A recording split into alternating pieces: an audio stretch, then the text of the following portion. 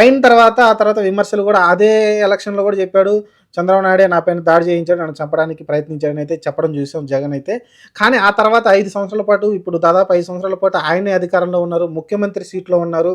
మరి టీడీపీ వాళ్ళు చేయించుంటే దాన్ని విచారించి టీడీపీ వాళ్ళని ఎవరో ఒకరిని అరెస్ట్ చేసి ఉండాలి కదా, ఎమ్మెల్యేలను అప్పుడున్న మంత్రులు ఎవరో ఒకరు ఎవరినైనా అనేది అరెస్ట్ చేయించి ఉండాలి కదా. కానీ అలాంటిదైతే టీడీపీ వాళ్ళని అరెస్ట్ చేసినట్టయితే ఎక్కడ కనిపించలేదు. ఆ కుర్రాడే మనస్ఫూర్తిగా ఏదో కూర్చున్నట్టయితే తెలిసింది.